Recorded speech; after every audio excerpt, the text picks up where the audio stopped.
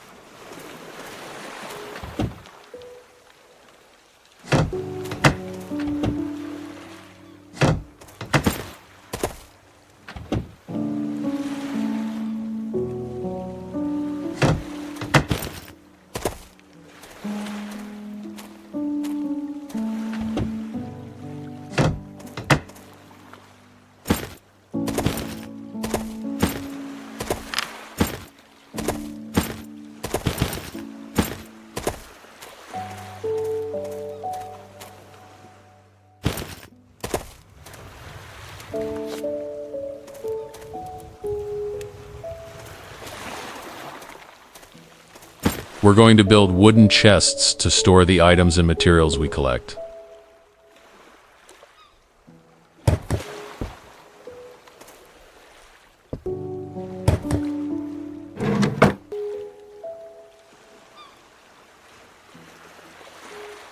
Up in the options, we've got all the menus, just in case you'd rather click around like a civilized human instead of using hotkeys. And one of those menus is missions. This little book is pretty important because it tells us the first things we're supposed to do to learn how to play. In this case, it wants us to build a research table first. But since I'm basically dying of thirst over here and about to turn into beef jerky, I'm going to build a water purifier first, and then the research table.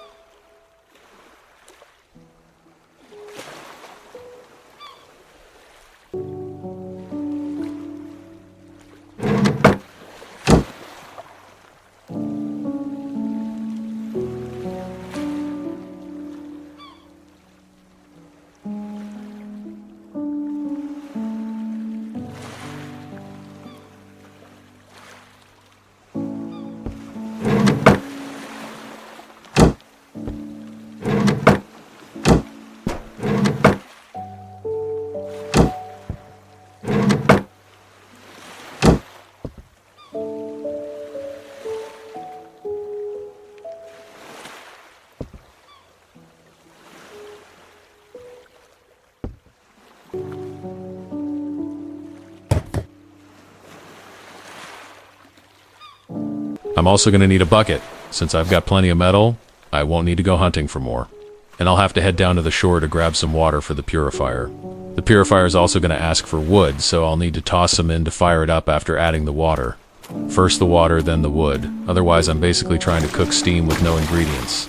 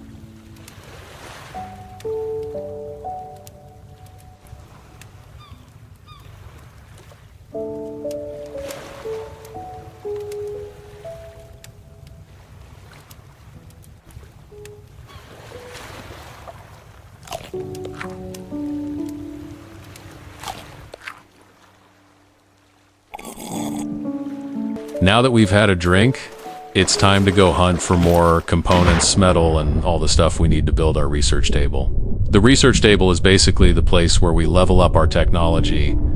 This game is pretty loaded when it comes to resources.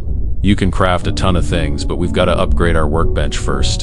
So let's get to it before we end up living in the Stone Age longer than necessary.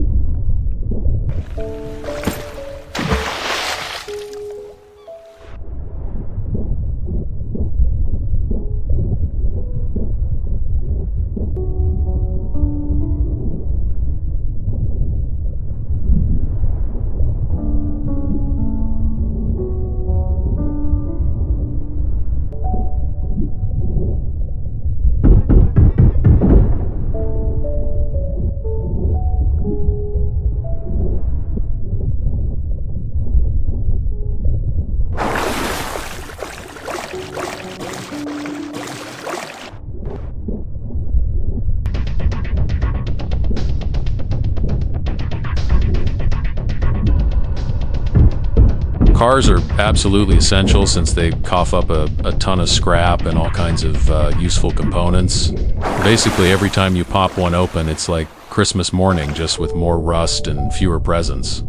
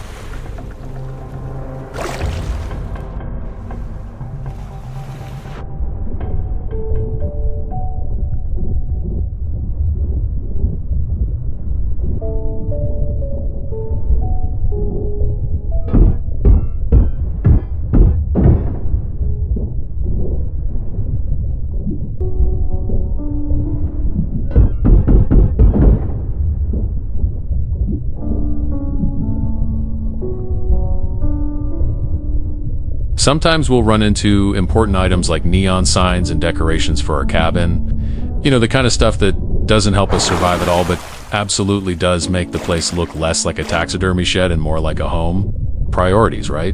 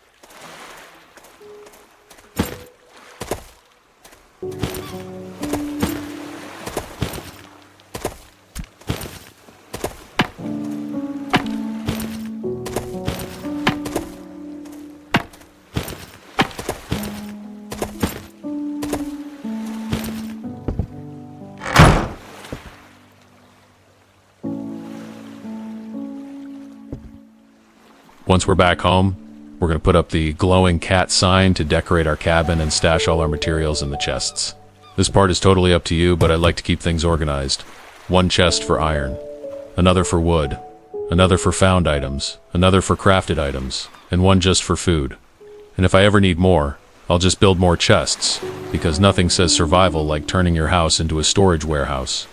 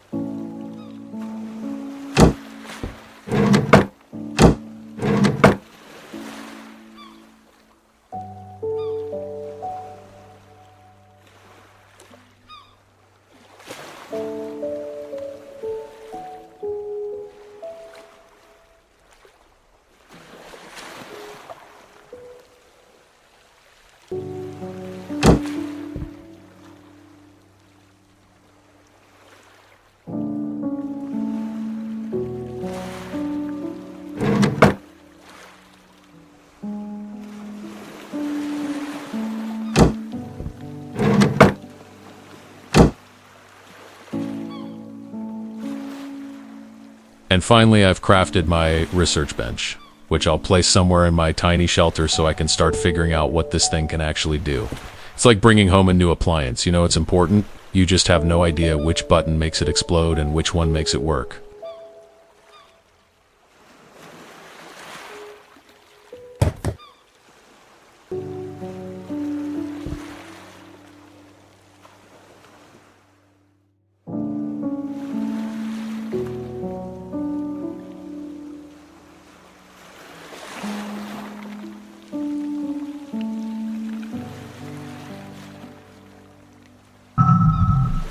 This red warning popping up basically means some enemies are on their way to attack our base.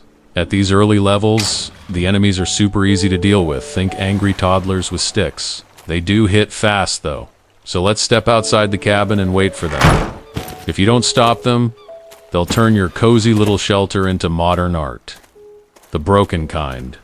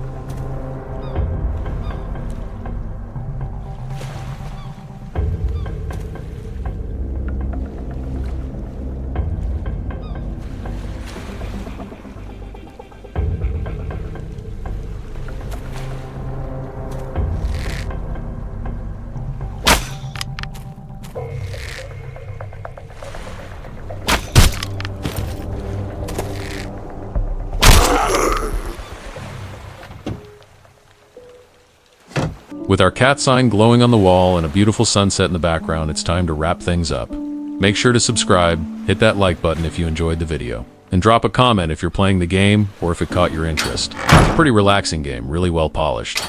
And it comes with great in-game tutorials you can check without ever leaving the screen. Take care, and I'll see you in the next video.